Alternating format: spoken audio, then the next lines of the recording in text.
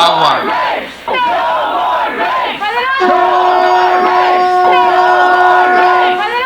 Tierra.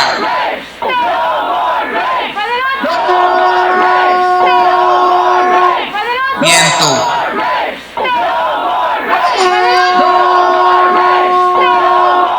Sol.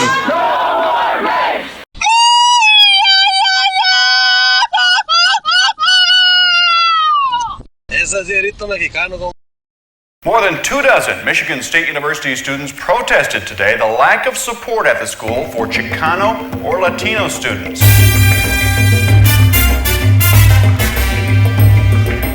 Again, have to let them know we're here and we're not going to take it anymore! We want Xicano Studies at this university!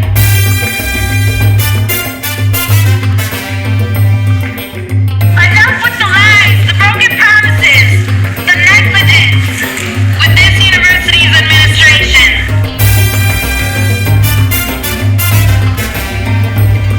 Again, have to let them know we're here and we're not going to take it anymore!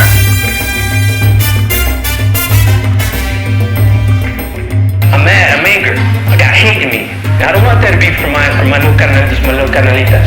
I want them to grow up, be proud of their home, because that's what Lansing is to us. It's our home, this is where we grew up.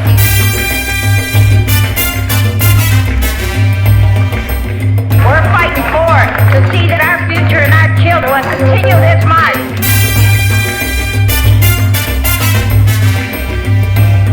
This Victor Sanchez Boulevard. It should be around High Street. That picture.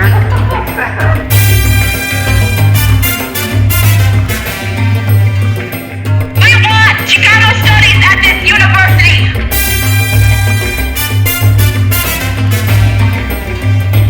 I'm the one who you call mojada, wetback, spit, beaner, greaser, nail ese. I'm an educated Chicana, an Azteca warrior, una revolucionaria, aguillista, a zapatista. Chingao, don't you get it? I'm a mechista.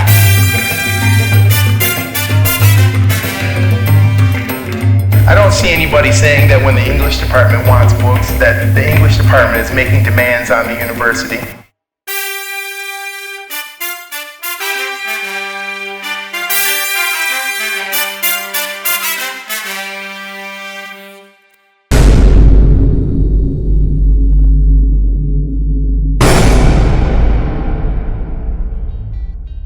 Back in the day, well, you guys kind of young, so you might not have been around, but back in the 60s and 70s, somebody would yell Chicano and somebody else would yell power.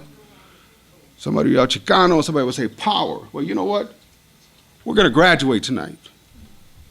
You can't get power unless you got a nation. You can't get power unless you got a source of power. So instead of saying power, when I say Chicano, what are we gonna say? That's right. We're gonna revolutionize. And this may be the germ, we don't know it. This may be the germ. It was a germ for the letter X. That's right, it started here. Up until a few years ago, this MEXA, MSU campus, on the MSU campus was the most prestigious MEXA, the most combative in the United States, and one of the smallest. And I don't see why you can't return to that profile, to that stature, to that reputation. So when I say Chicano, you break out and you say nation, because we're gonna graduate tonight. And that's why I said, stop pimping the Aztecs and start nation building, because it's time to graduate. We gotta stop being kids, we gotta stop being frivolous, and we gotta stop being led by the Pied Pipers out there, who, by the way, aren't here tonight. Chicano! Nation! Chicano! Nation! Chicano! Nation! Chicano! Nation! At Michigan State University, the ongoing battle over culture and identity was also raging through the streets of Lansing, Michigan, starting with the murder of Cipriano Torres by the Lansing Police in November of 1991, followed by the reformation of MEXA at Michigan State in 1992. By 1994, the Zapatista Army of National Liberation had taken the field in Chiapas, Mexico, and locally, the battle over Cesar Chavez Avenue and radio racism exploded. In 1996, police raids on Latino community centers and more deaths at the hands of the police were countered by the machistas at Michigan State University. One of the best things about doing these things that we were involved in is we found so many other people who didn't try to tell us, well, we don't know why you're so mad. We were all furious. When I think of that group of people, we were like a family. We ate together, we partied together, but at the end of the day, I didn't think of it as, well, Mark's in charge or Todd's in charge. It's like, this is our family, this is our group. I was learning so much so fast. It was really scary to think that I wanted to embrace something that my parents were trying to move away from. It shaped my entire life. Literally shaped my entire life. I get the book smart, but now use that, pick up a picket sign and put your money where your mouth is. When I came here, I thought I was back in the 60s. I loved it. There were demonstrations by students. They were saying, Chicano power. I thought, oh my God, I've died and gone to heaven. I actually look back a lot and think to myself, what kind of person would I be if I didn't do that, if I didn't go through that, if I would have gone to a different school? People would always say, oh no, well that takes place in California, Texas, New Mexico. Tell me, yeah, that's not gonna happen here. However, all of these accounts really taught me that we didn't have to look south, we didn't have to look west. We just had to look inward, and it was there. I think that we get lulled into this sense of acceptance, that we've been accepted, that we do belong because we're good citizens, because we make donations, because we know important people, because we are important people. It's true. You're born and raised someplace you think you're home. So it was like two different worlds, like the world of who we are, this is what we do, this is the norm, and then there's a family, or the outside, which is very different, like nobody brought chorizo tacos to lunch. I grew up in a white culture, and I had sort of put up with a number of insults and to some degree indignities that I was just eager to sort of turn the table on. I remember that it was incredibly racist. I was treated quite poorly for the majority of my childhood, and I really relied on my home and my parents and my close friends to serve as my support network, because it was indeed, sadly, very segregated and very racist. When we met, I think, students who were organizing in Lansing, who were grounded in a community where they were organizing and where they were based and where they, were from.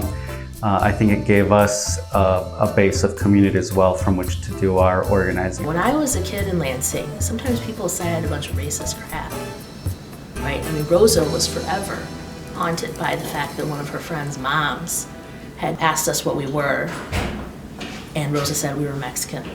And this girl's mom said, don't say Mexican, say Spanish. Mexican sounds dirty. For those of us from Lansing, the struggle for Xicano Studies really begins with the murder of Cipriano Torres Jr. in the early morning hours of November 4th, 1991, by the Lansing Police Department. There had been police shootings before this one in Lansing, and over the course of the 1990s, there would be several more high-profile killings by the Lansing Police, all of which would elicit an escalating response from the Chicano, Latino, Black, and white communities. But for those of us at the end of 1991, the brutality of the incident, 33 bullets discharged, 5 direct hits in the chest, and 1 shotgun blast to the back, really hit home on the morning of November 5th when we woke to the news of the police shooting at a local Motel 6 on the corner of what is now Malcolm X and South Washington Avenue. What happened that morning was a tragedy that shook the Chicano community to its core. I did not know Cipriano Torres. In fact, none of the people I interviewed for the documentary knew Cipriano Torres personally. What we did know from growing up in Lansing was that his death wasn't simply a mistake, but the result of a general criminalization of Black and brown youth. Cipriano Torres' death, however, brought together people who most likely would have never crossed paths, and that those unlikely friendships would continue from city council meetings and the streets of Lansing to the hallways of Michigan State University, where those friendships would form the basis of the MSU MEXA chapter in the 1990s. At the end of 1991, when Cipriano Torres was shot, it was really big news. It was at a motel that was right off of a main thoroughfare, a highway thoroughfare. There were a number of police officers involved. Just basically they were emptying the capacity that their weapons held. the Mexican community was, bam. I mean, they rallied fast. I was surprised at how fast they came together. Really surprised. And I went to the town hall or whatever they had at the time. The initial meeting, there was one of the initial community meetings, and I went up there, by myself, not really knowing what to expect. We were in a student group at LCC, and we were somewhat, in ways, politically naive, but at the same time we were also cohesive, and we got involved and made sure that we went to those forums. I really went in there thinking that this 23-year-old kid bit off more than he could chew, and my opinion wasn't necessarily of sympathy or empathy. I just wondered what had happened. So for me personally, it had an effect where it almost, again, going back to understanding the culture and our struggle, I remember hearing the talk, but all of a sudden that day I woke up and I saw it in real life. Like, whoa, this is the struggle. He was a brown man who got shot for no reason. I wanted to know the truth. That's the reporter in me, you know what that's like. So I was reporter first, Chicana second, and I think that this is the thing that made me the activist. Torres not only affected me and all my brown friends in a very profound way. The police were created to maintain the status quo, to maintain law and order. And the order of things is that if somebody is starving, that they won't steal food because it's illegal. The order of things is if your husband beats you every day, you won't shoot him because it's illegal. That's the order of things. That's the status quo. What was jarring about that shooting was that we realized there was a mindset within law enforcement that brown people are inherently dangerous. I felt Cipriano in this case was, it was a calling from our people, from our community, and I answered it. So Mayor McCain was the mayor at the time, and I went up to him and I said, I'd like to be part of your committee. And he says, well, what's your position on this? And I says, I really don't have one right now. And he said, fine. So he put me on the committee. I had absolutely no idea how that was going to change my life. They say they heard my brother fire a shot at him. That's one big question, I remember seeing on the news, pretty sure it was Channel 6, that they had a professional on there, or a guy who owns a gun shop or something, saying there's no way in the world, that a BB gun without a CO2 cartridge or with one is going to make a sound of a gun, a 45 or whatever it was. There's no way in the world it's going to make that sound. And when the police officer say, we heard him fire at us, and so we fired back, kind of eats at you. Come on, I'll say we're not that stupid. On December 4th, 1992, a little over a year after Cipriano Torres was murdered by the Lansing Police, the newly formed MEXA group, along with other Latino and Asian Pacific undergraduate students at Michigan State University, presented MSU President Gordon Guyer with a list of 15 demands. Among those 15 demands, 3 would come to dominate the political landscape of student activism at MSU and the greater Lansing community for the next decade and beyond. Michigan State take responsibility for its social role in its agricultural program by honoring the United Farm Workers Great Boycott. Michigan State create a Xicano Latino Studies Center similar to Wayne State University. This program to do its own recruitment, retention, and teach its own curriculum. Michigan State recognized the Chicano as Native American, indigenous to this continent. These demands were formulated by MEXA students with the assistance of Rudy Hernandez, a young MSU graduate student from Detroit, whom I had met during community meetings about the Cipriano Torres shooting. I was 26 years old, the father of 3 small children, attending Lansing Community College and working on the school newspaper. Rudy's impact on me was immediate. He facilitated my transfer to MSU in the winter of 1993, the semester after we had given Gordon Guyer the list of demands. It was Rudy who introduced me and the other LCC transplants to MEXA. The other thing that really set MEXA apart was that there was always a plan. There was a beginning, a middle, and an end. There was always an end game. And I think we worked hard to make sure we got to the end game. We did a lot of planning. There was a lot of study. It wasn't really spontaneous. You know, there was a lot of work involved. There was a lot of organizing involved. There was advice from people who had already done actions, 10, 20 years before. Everything that the group did that was action oriented, I felt had the most impact. So my view of resistance was probably widened by the whole thing, because I didn't understand going in just how many different forms it could take. The State of the University protest, which I think was a really powerful, defining moment in the whole movement, but I would have never done it on my own. I would have never had the courage to stand up in a room of thousands of people and just disrupt, the president of the university speech if I didn't have this core group behind me who said, "You do it, and we're behind you." And actually, it was actually Christina Zapata who went first. I think we all kind of agree. She's like, it'd be more impactful if I went first, because it's important to let other people know that it wasn't just one man show. A lot of the administration and other adults sometimes were really annoyed with us because we were constantly being told, you can't do this, and then we would do it. For once, we had an organization in a big university that was prominent, here in the Midwest. It was saying, no more. We have a voice and we will fight. I think in Ann Arbor, they were a little more savvy in the sense that, they would immediately sort of give, if there was push from students, they would give. Whereas it seems like here, they didn't feel like they had to. So I think that was really critical. The fact that they underestimated you because, you're brown. And that's what the events in the 90s did. It really gave a lot of us the nourishment that we need to keep going. It was ethnic studies. It was a real life course in ethnic studies. Well, Peter McPherson used to show up and say the most ridiculous things and just enrage people.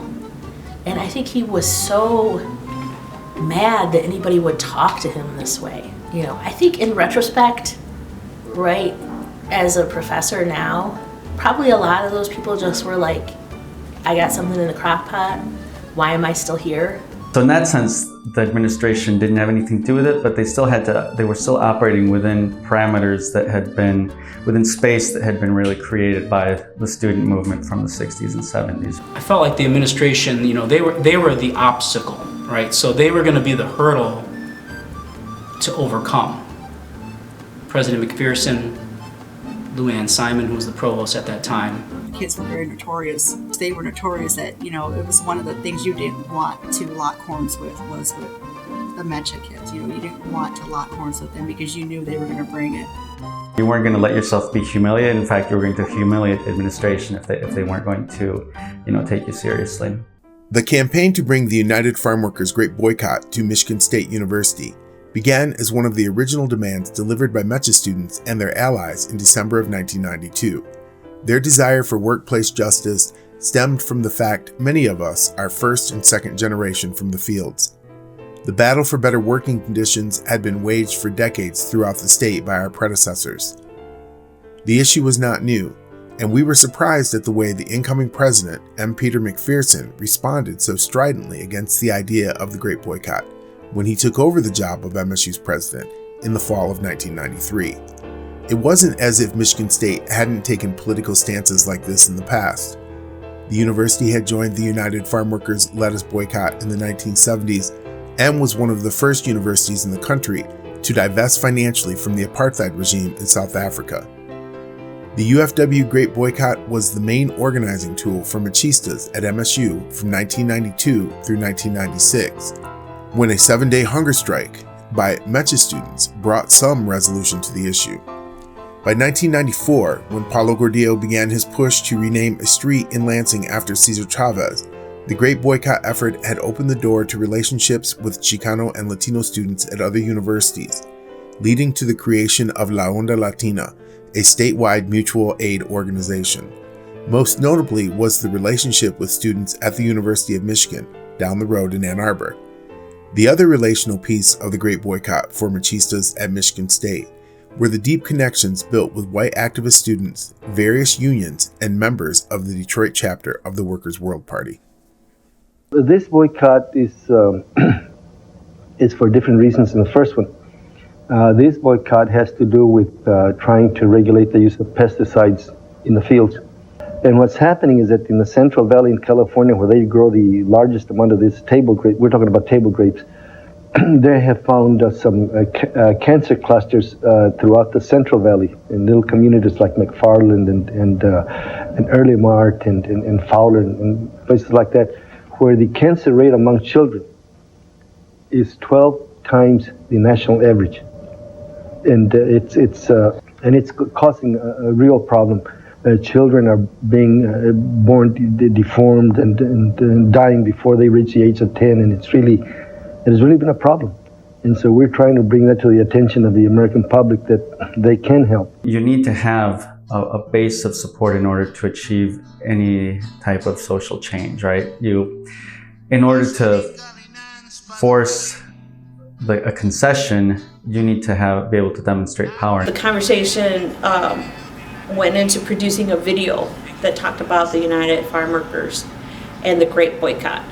And so that's the first time that I remember or recall starting to get involved with MEXA. I did start going to the meetings. The things that people were saying started to make sense after I started going to class. And I just remember sitting in the administration building, sitting outside of the halls and fighting to have our voices heard. When we would go up and put up these flyers and stuff, there was this constant,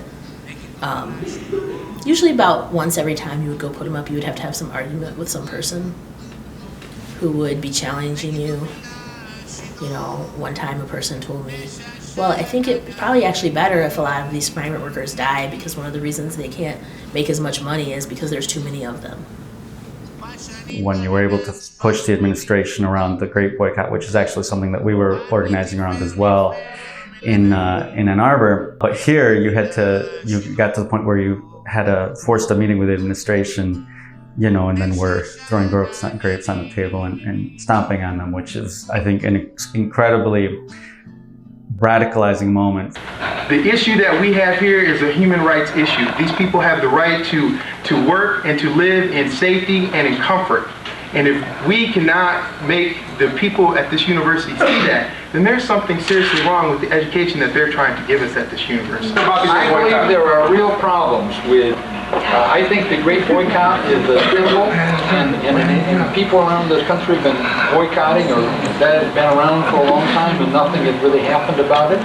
And so I have some problems with it. I haven't finally decided, but frankly, I have some questions. Okay, let me just tell you, you see, nothing has happened.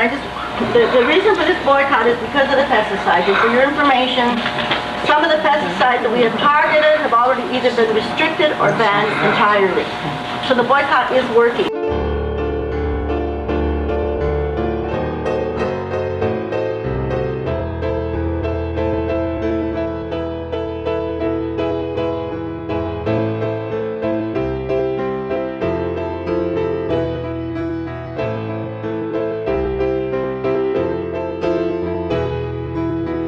I participated in that boycott, so I was really hungry. That week was brutal.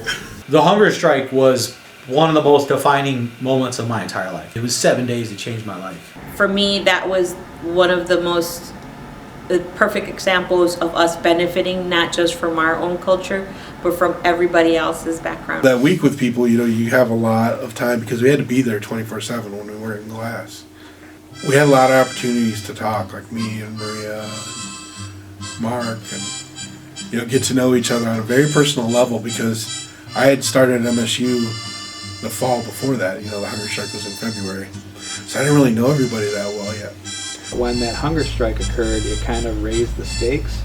It brought a lot of media attention that MSU didn't particularly want, because it wasn't something a message that they could control. That hunger strike was to tell the university that we were dead serious dead serious, completely, wholeheartedly willing to put our lives on the line. The idea of an escalation campaign and seeing it over the length of the entire campaign, and how successful it can be, and that that they don't know when it ends.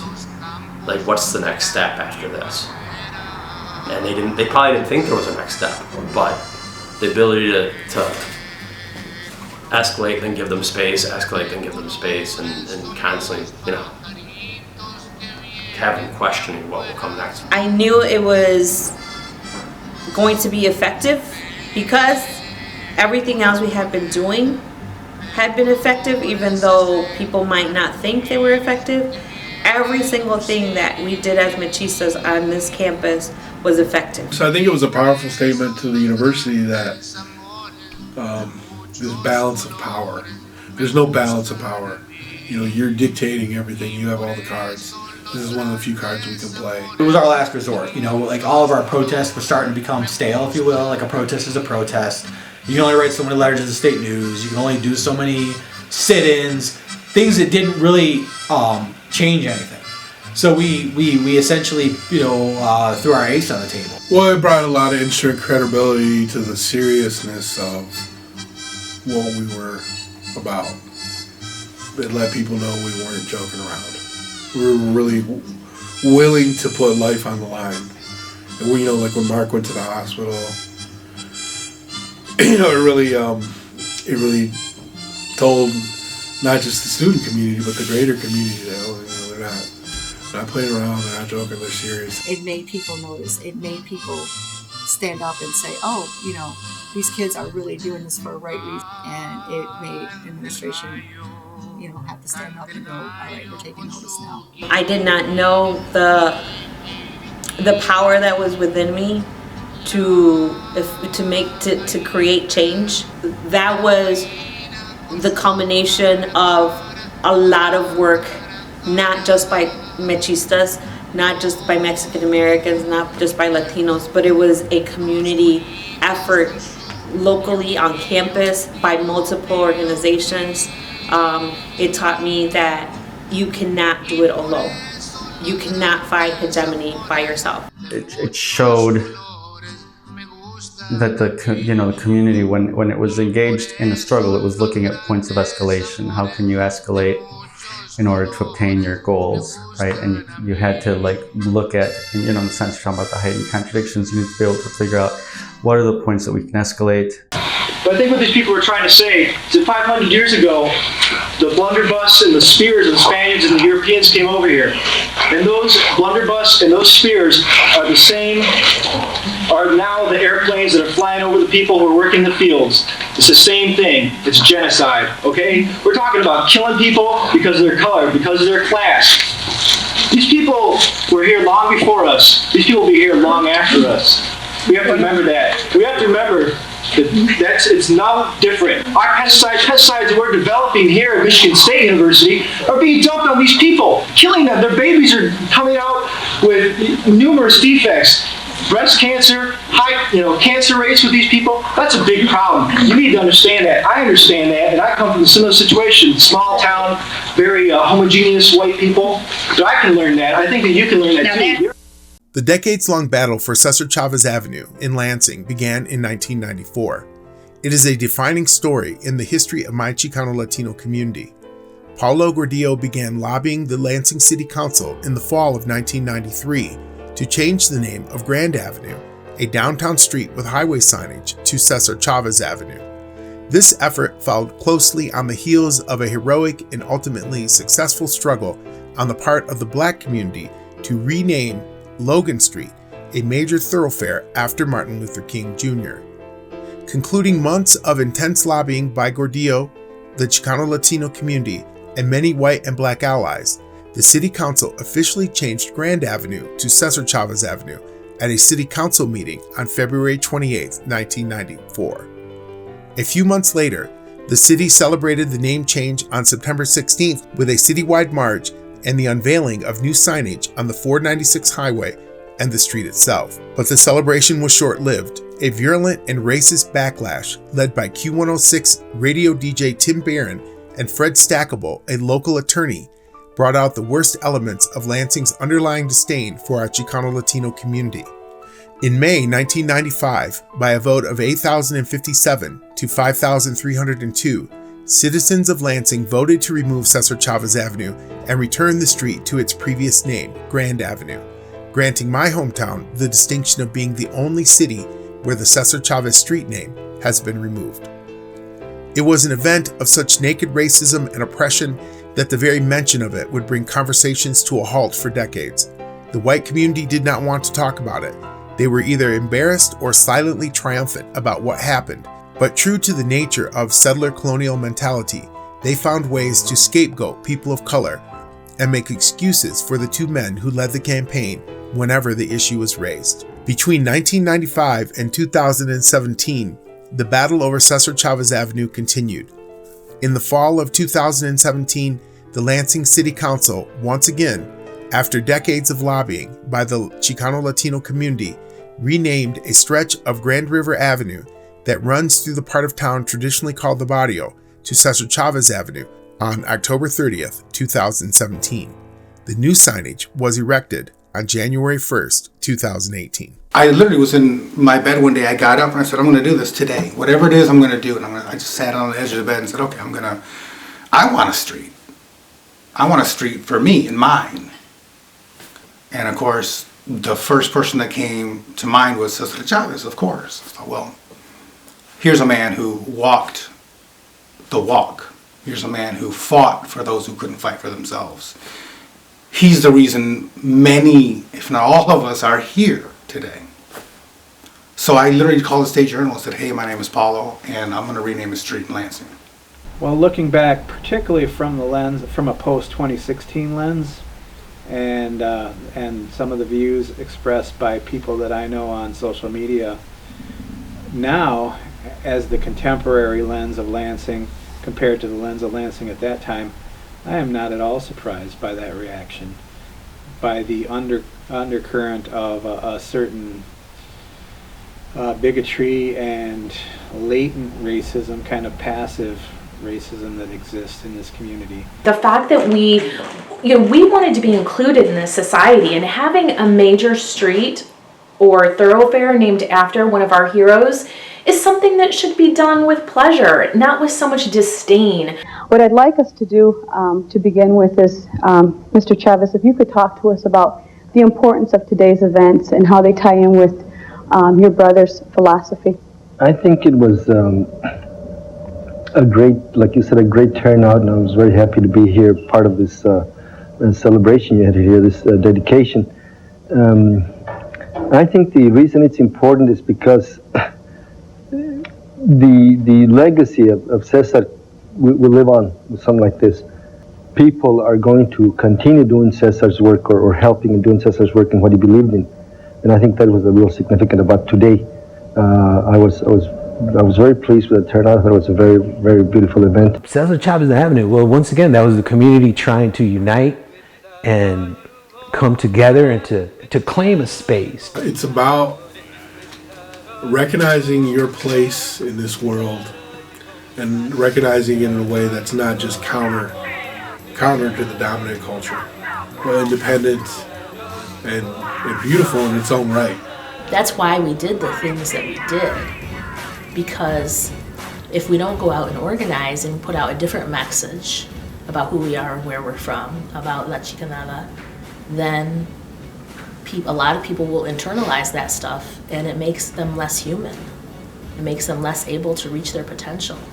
The controversy continues tonight over Lansing's newest street sign, which reads Cesar Chavez Avenue. Petition signatures were turned in yesterday to force changing the name back to Grand Avenue. It's a slap in the face to the Hispanic community and to the greater minority community. It's unfortunate that there are those like Mr. Stackable who want to turn Lansing back 30 years. And Lansing is trying to make it happen, as the slogan is, and is attempting to become a world-class city, but we will not become a world-class city until we embrace our Hispanic, African-American minority communities.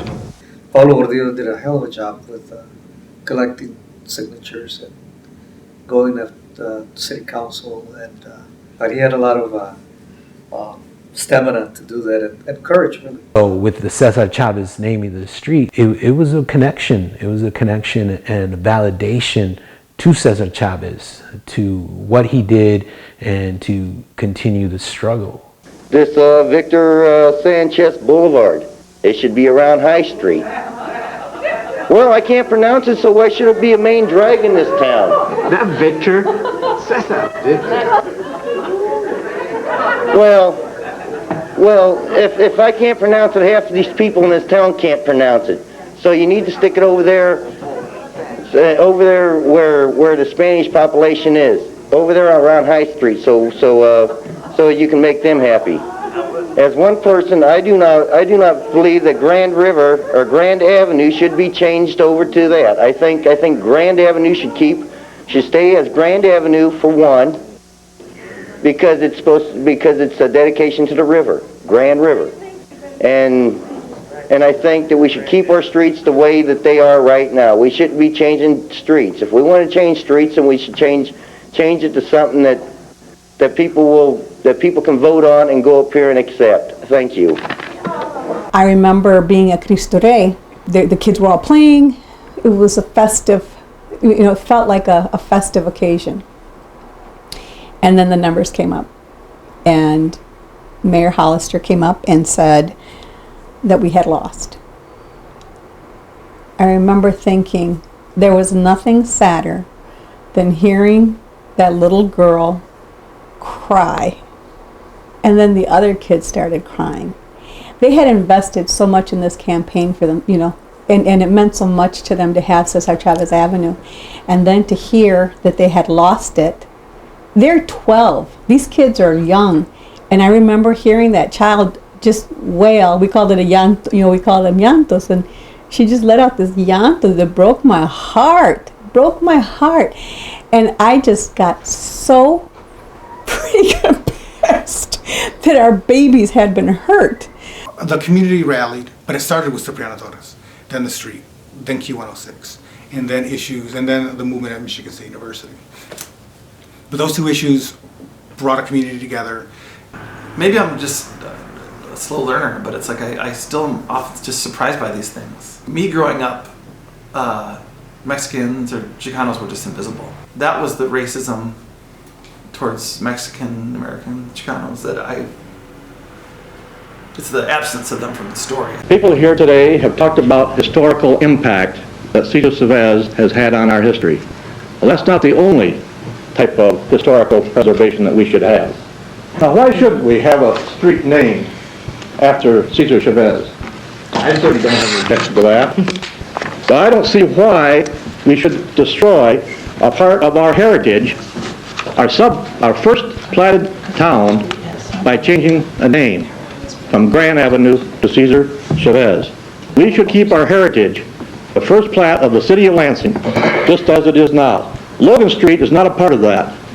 Logan Street came after the plat for the city of Lansing. It would seem to me, with the uniqueness that Cesar had, and I'm calling him by his first name, I certainly did not know him, wish I had, that the Hispanic people could be able to find something more unique than to follow the tradition of what the African community has done. I do plan on trying to preserve the heritage of this city. I mean, that's what organizing is for, isn't it? It's for trying to make sure that other people don't internalize the hatred that's in those comments, and instead say, no, this is not how things are going to be. Your perception of who we are is wrong. You are a bad person. You should be ashamed. We're not the ones who should be ashamed. And I think that's why some of the things that we did were important. I mean, I think from a technical sense, sometimes the fact that the Cesar Chavez Avenue thing was a loss made it hard later in Lansing to organize to do things, because people, remember in the Benavides campaign, people were like, well, we're never going to be able to elect this person because look what happened with Cesar Chavez Avenue from a tactical standpoint. But we did elect Benavides. This is true. Another thing they said we couldn't do. Yes, we did. And it's not like, you know, it was some huge transformative policy thing, but it was a kind of vindication. I stood on a street corner with a bunch of high school kids from Eastern holding some signs, and people were honking and waving and they were happy, you know, because the campaign had gone really well. And one of them turned to me and said, "This is a good day to be Mexican." I was like, I might drop. On May 5th, 1994, a few months after the city council voted to change Grand Avenue to Cesar Chavez Avenue, and in the midst of the Chicano Latino community celebrating our street name change victory, a local radio station, Q106, at the time the #1 station in the Lansing market, aired a so-called comedy spot portraying Mexicans as lice-infested illegal aliens ready to be raffled off to the highest bidder for some good old-fashioned slavery. The backlash from the Chicano Latino community against the Q106 radio station was immediate. In retaliation, Tim Barron, the DJ responsible for airing the spot, began having attorney Fred Stackable on the morning show to talk about the Cesar Chavez Street issue. Through daily monitoring and taping of the Breakfast Club, Maria Garcia Santana, Guillermo Lopez, and a few others were able to prove their allegations to the FCC that Q106 was taking a position on a political campaign without fair representation for the other side. As a result, Q106 received a hefty fine from the FCC and was forced to sell their license. Barron wedded the issue of Cesar Chavez Avenue to his own racist viewpoints. Stackable did the same by embracing Q106's hate campaign. The white power structure of Lansing, led by Mayor David Hollister, which a few months earlier voted to create Cesar Chavez Avenue, was silent with a few notable exceptions. It took 24 years and overcoming a mountain of excuses to bring some resolution to the damage these two men did to the whole Lansing community. Some are giving away trips to Mexico City, but we're bringing Mexico to you. That's right, we're giving away Mexican. Real live Mexican. Ay, caramba. We'll be smuggling illegal aliens across the border in the wheel well of a station van. Then we'll give one to you. Imagine your own personal Mexican. They'll wash your car, clean your house, pick your crop. Anything you want, because if they don't, you'll have them deported. Adios, amigo. Be the 10th caller when you hear this sound. And win a Mexican. Members of this station and their families are not eligible to own Mexicans. Bathing and delousing of Mexicans is winner's responsibility. Station assumes no liability for infectious diseases carried by Mexicans. Celebrate Cinco de Mayo in your own home every day with your very own Mexican. People listening to win. Q106 was just a really distasteful campaign against the community, and it was led by Tim Barron and the station, because they gave him permission to do it and they didn't admonish him for doing what he was doing. And what he did was he worked with Fred Stackable. Fred Stackable was an attorney who really hated the idea of having to change the address on his stationery from Grand Avenue to Cesar Chavez Avenue. Nobody took him very seriously. But then Tim Barron got his hands on Stackable and on this issue. And it literally became a campaign. An on-air campaign. Well, he was having people come and sign a petition so that, you know, it would be put on the ballot and the people would vote on whether or not they wanted the street name changed. And my daughter, Victoria, was by me and she says, "Dad, why are they so mean?" I don't know, yeah. So it really hit me, you know, really. It was just to be funny, but really deep inside, no, that's really how you feel. When you look at me, you think I'm dirty, you think I have lice, you think I'm uneducated, and I really have to work hard just to prove who I am. Q106 was just another example of the disunity that was prevalent in the city. The fact that he felt so comfortable to make jokes about bringing Mexicans over from, you know, across the border and, you know, giving them away so that they could cook for you and do what have you. It's just a clear disrespect. And I remember going out there to Q106 to the south side to Holt, standing out there protesting it. And once again, a very wide variety of reactions, right?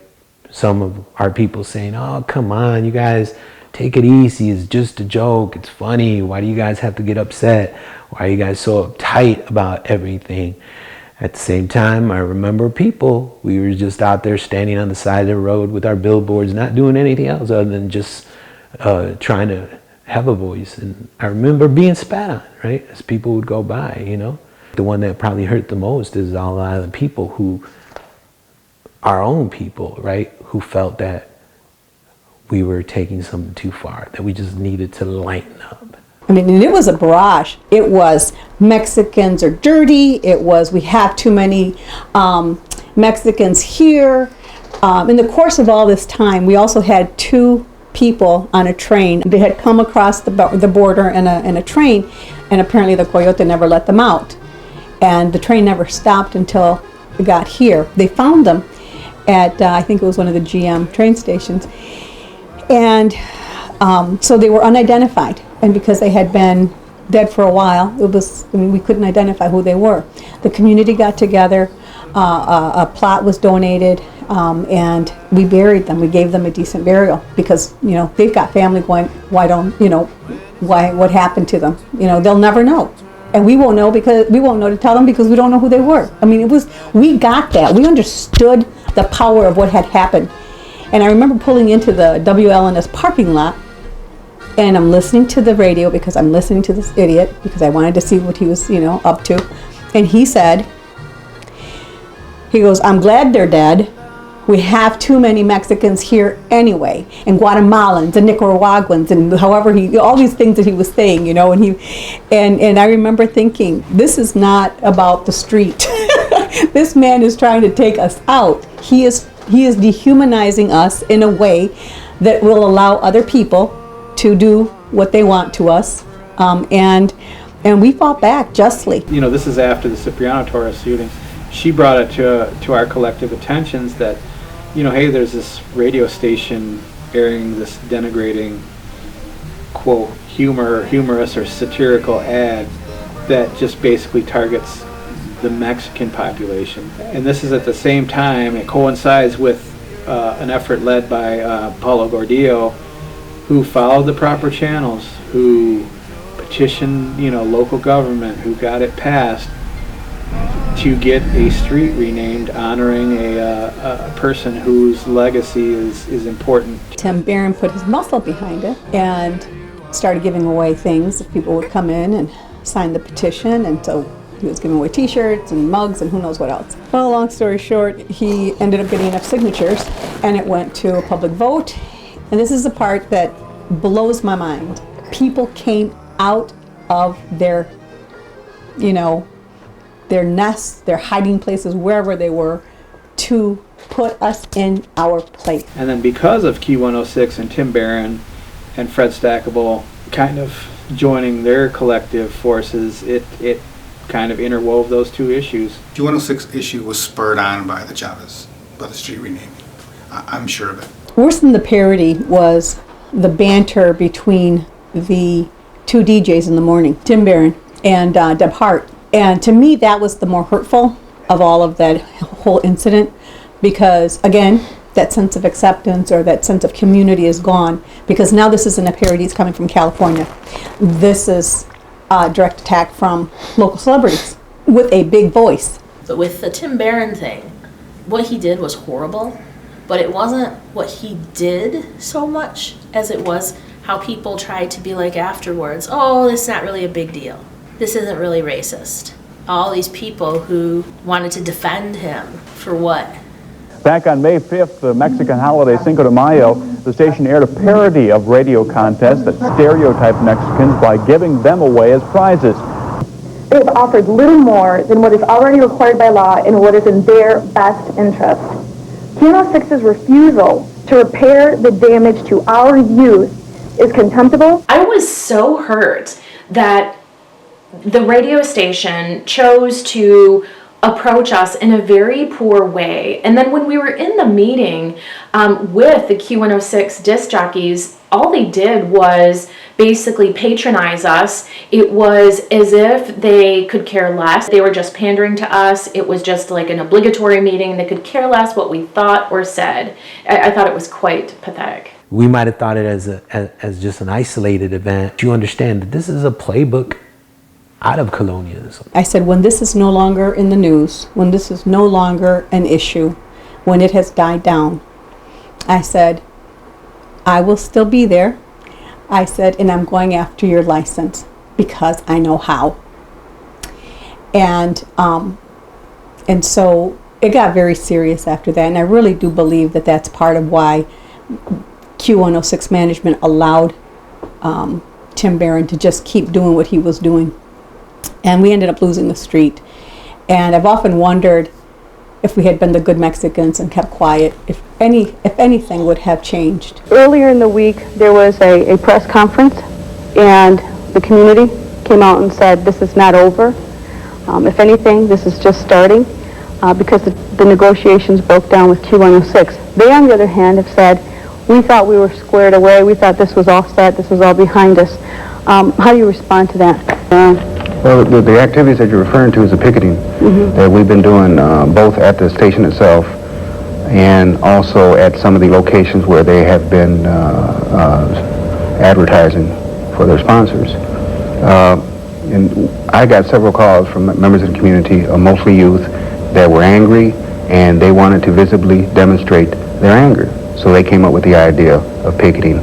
And by picketing, I think we were successful in revealing that they were using comedy to camouflage the promotion of racism. And we also were able to irritate, discomfort, and embarrass them. And I think at least to this point it's been very successful. One day they're saying, or they have this parody where they're talking about an imaginary people. A couple days later, they have real people who have been victimized by this parody, standing in front of their windows with picket signs accusing them of being racist. So we were able to materialize who they were victimizing, and that was one of the goals there. You made it real. We made it real. We're not a people who are intangible or somebody in theory or a parody. We are real.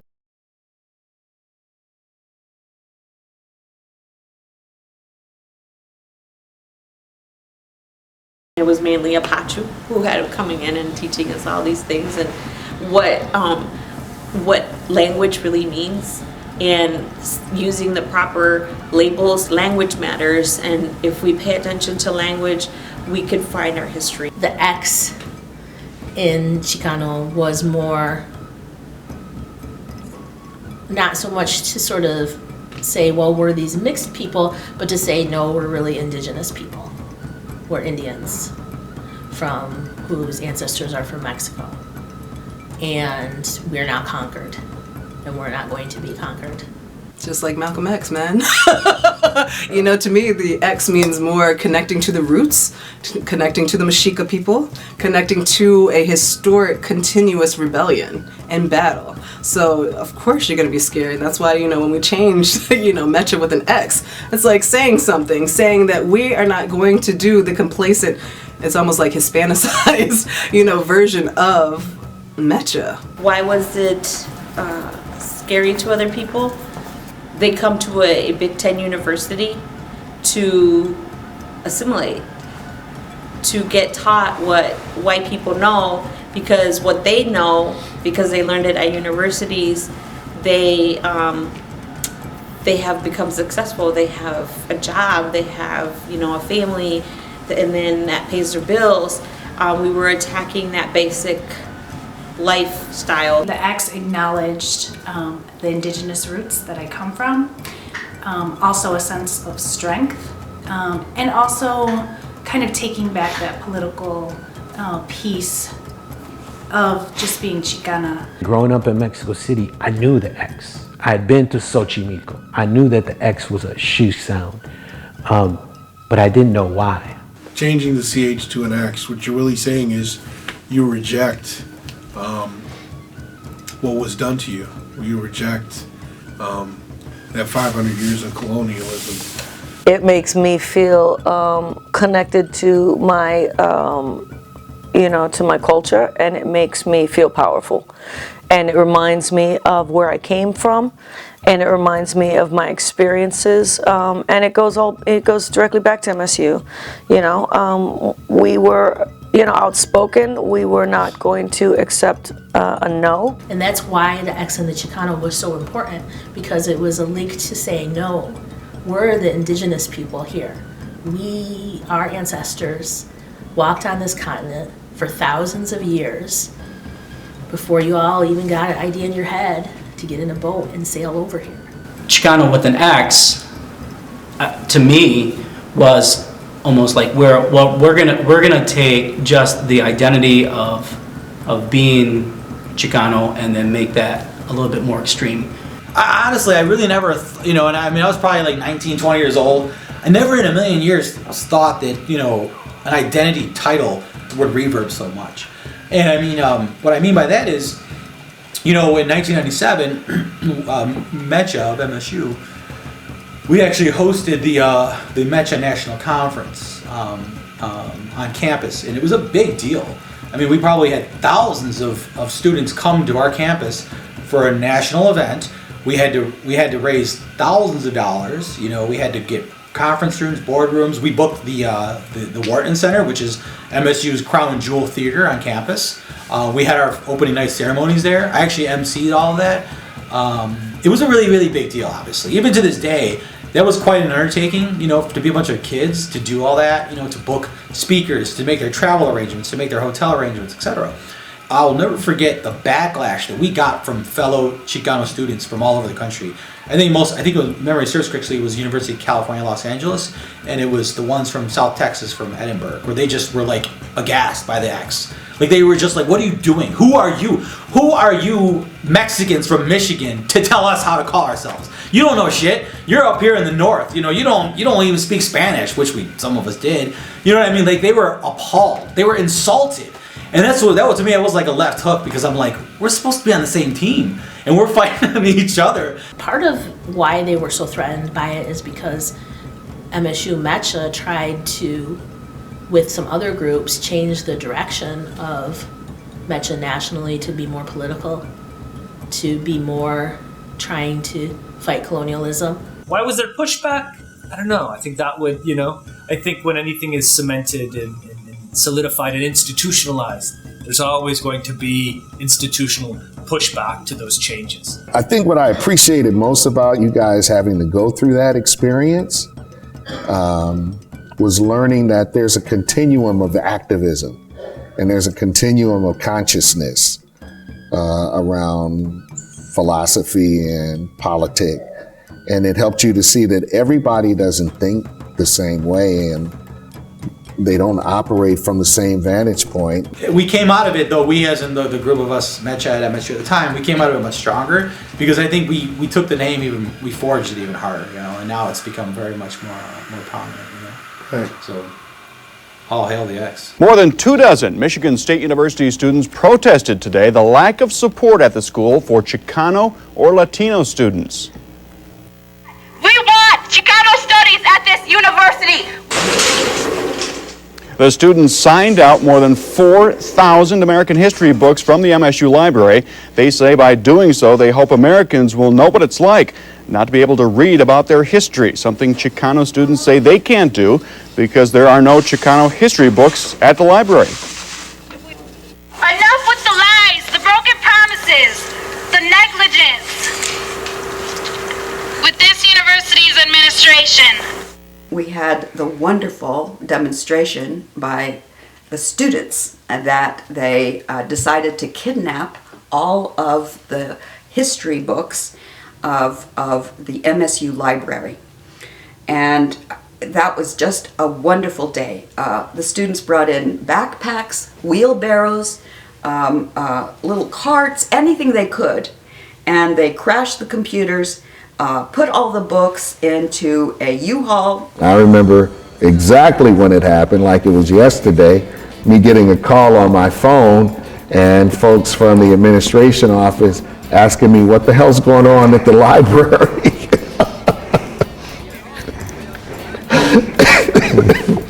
And then saying, I don't know what's happening. And Luis then coming over to my office and saying, you won't believe what just happened, but the students just pulled up a U-Haul, one of the 17 footers, to the front of the library, and they're starting to check out essential periodicals. And this is the week before finals. I thought it was the most the most genius thing student activists could do. So we were able to like mobilize our entire Latino community. I went down to U-Haul, I picked up the truck, I drove that thing down there, we had all the dollies. I mean, we changed so much policy just in one day. I mean, I knew it was going to happen on that day. Everybody knew it was going to happen. I get to the library, and there is was it a rider? Or was it a U-Haul? Backed up over the steps to the front door of the library. And I roll up and I see Luis Garcia, Dr. Lee June, standing a few yards from it, just kind of arms crossed, just kind of looking. And I roll up and I'm like, this is dope. This is interesting.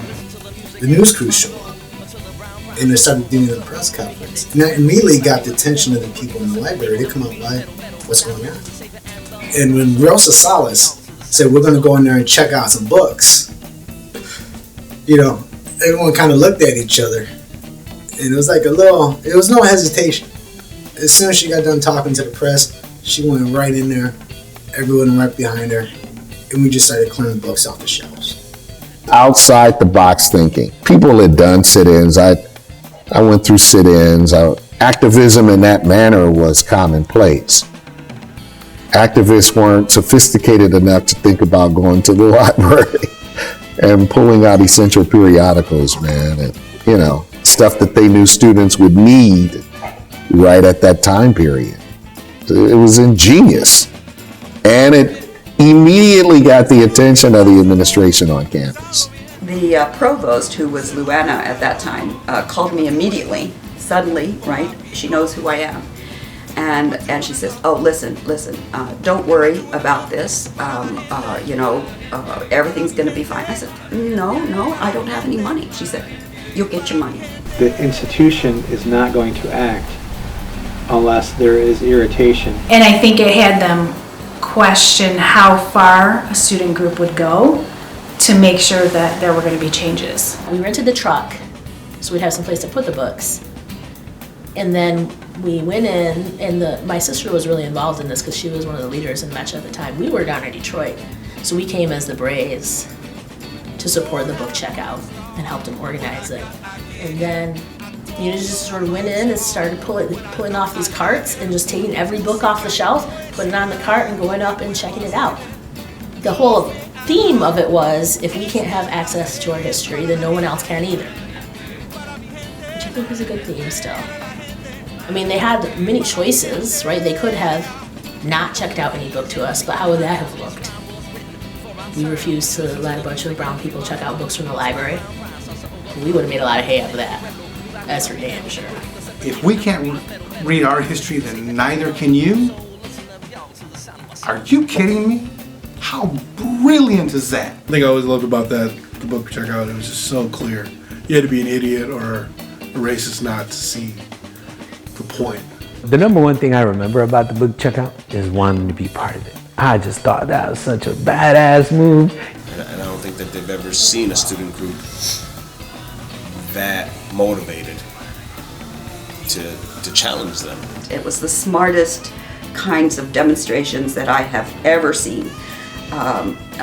No destruction, right? Only creation. Nobody was in the street protesting. Nobody blocked traffic. Nobody was screaming or yelling. Nobody was out there causing chaos. It was quick. It was quiet. Folks got in. Folks got out. And it was done. And they didn't even know what hit them. Direct action. That's what worked. This was direct action. This was not another meeting with the administration. This was not another bunch of lip service. It was get in and get the job done. And you can do nothing about it. And probably the most brilliant part of it was completely legal. One of the things that I learned from being a student organizer is you can't go from this to this, even if you want to go there. And if you go too far, then you don't have any place to escalate to. And that's a big problem. if you're going to be in this for the long haul. You've held us hostage for centuries, so we're gonna put a lock on this U-Haul. We're gonna drive away with your books, and until you're ready to have an actual, real serious conversation talking about the Xicano Latino Studies program, and we're gonna hold on to these textbooks. I think that was the perfect plan. And who is not going to listen to you when you check out so many books? You have to pay attention. Their willingness to, tell us to shut up. Yeah. And, we were like, no, we're gonna take all your books. And that's funny. That was hilarious. Everybody that participated, they understood it too. I think they understood exactly what we were doing. And to this day, I get people mentioning it to me. People who I've never even met or heard of, they're asking about, were you involved with that? This is a very famous student demonstration. I really didn't know the impact of how famous it would be until almost 18 years later. I'm sitting halfway across the country. Strangers are talking about this book checkout in front of me, and I'm like, yeah, I was there. The administration, there was nothing they could do about it. Right, you were taking a right that students had and that are really essential to the ability to be able to engage with literature without limitation is absolutely critical. And so the fact that students use that power in a political capacity, it's a beautiful moment where you essentially used the power of the educational power of the institution as a research institution to sort of create that choke point. The students then did their second demonstration, which was the removal of their identity. And they did that to say the racial identity only helps the university. It doesn't help the students in any way, which I thought was very smart, right? Very smart. Those two actions meant that I got a decent budget the next year. People's hearts were in it. We're committed to all of the things, regardless if we were going to reap the benefit. Because Xicano Studies, that was something that I didn't necessarily get to reap the benefit of, but it was so important. So I wrote up a one-page proposal. That's all they wanted. They didn't really think I was going to do anything. They just really wanted to shut down the students, right? They were fearful of us. They did not like seeing us walk into the administration building in a group ready to confront someone. We were not afraid of that. Yeah, I don't know what we were really thinking. No, I do know what we were thinking. We knew that we could make the changes that had to happen, and we were going to do so by any means that we needed to, right? And that they were going to listen. First thing the administration did was that I couldn't call it Xicano Studies. Because that's what institutions do. You remove the politic from it. You remove all of its potential to challenge. And you just simply make it a field of study. So when we heard the university's reaction, we were almost stunned that, we have Latin American studies, that they didn't understand who our community was, that they didn't even know the Chicano narrative in the U.S. The 1990s end with the creation of Xicano Latino Studies. You and Dulcinea are the first two graduates of the CLS program, right? How do you think that studies programs affect the overall consciousness of a community?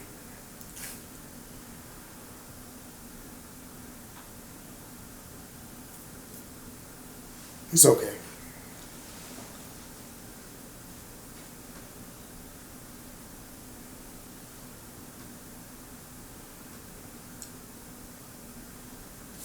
That was great, man.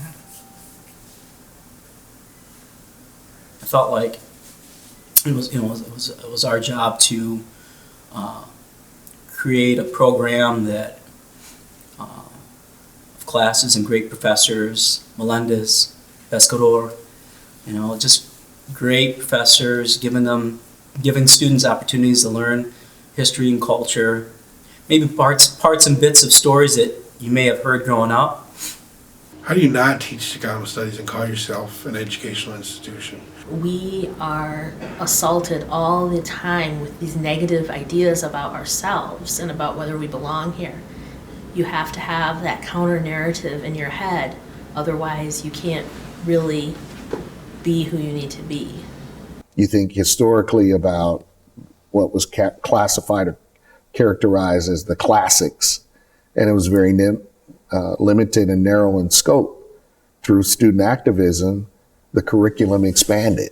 It was about individuals willing to take a stand, sacrifice their time, their efforts, years of their lives in order to document the importance of ethnic studies. We have been fighting this attempt to eradicate us for centuries. It's dangerous to forget that.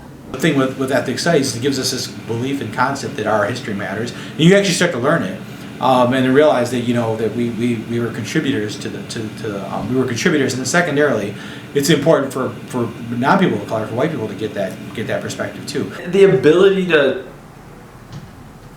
develop your own narrative historically is huge. I mean, it's the reason why white people do it. It was, we are creating a community. We are creating a place where you feel you belong, that you're safe here, right? You can say what you want. So it emboldens, empowers the community, and it enriches everybody around it. First we got tiny little offices, then we got bigger offices, all of them a fight. Every single time it was a fight. We were a group of students in a university setting, and like any student, you're exposed to education at another level. You start reading new authors. You start being exposed to different lines of thinking. So there's really this awakening of knowledge within college students, and it goes any number of directions. But I think for Chicano students, it was an awakening that we realized we were being left out of the narrative. The more I read about Chicano history, the more I learned about how we always resisted. And it's what I tell my students. We began to resist in 1848 as soon as they took everything away from us, right? The very moment that they did that, we began to resist. How it's shaped me? Well, it's given me hope for the future. The question becomes, I think, how do you exist within institutions and change the culture of that institution while institutionalizing certain forms of knowledge without then totally, removing any potential for transformation? You can't understand what's going on until you understand what's going on. So you have to get in there and you have to educate yourself.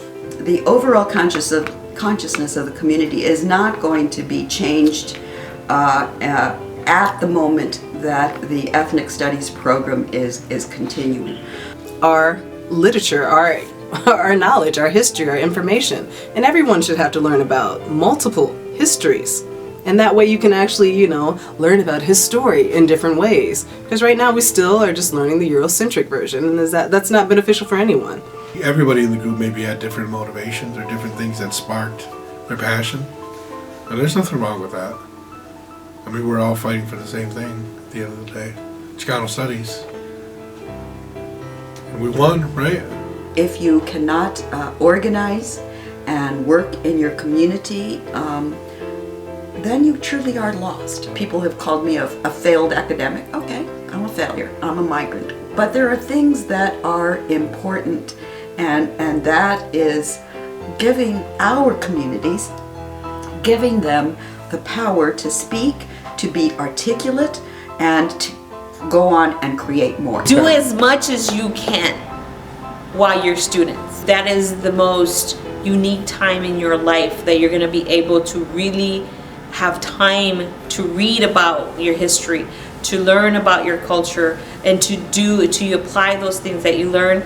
You're gonna do the best that you can, and if you lose, it doesn't necessarily mean that there should be some sort of round of recriminations to figure out what went wrong. We are up against some really powerful forces, and we just need to make the most progress we can.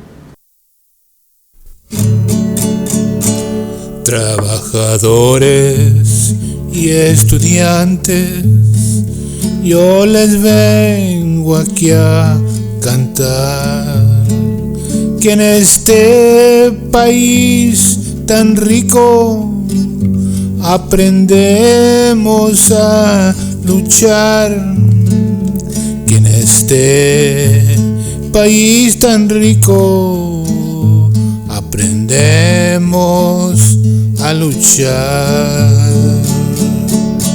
Trabajadores y estudiantes, yo les vengo aquí a cantar,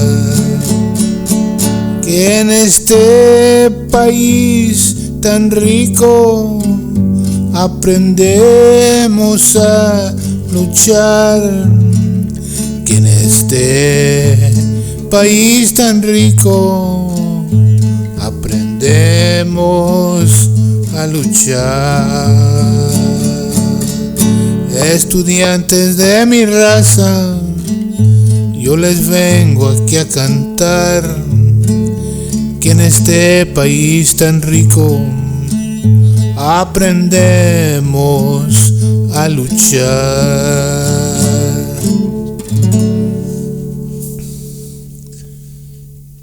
El corrido de Xicano Studies por Jesús Chuy Negrete.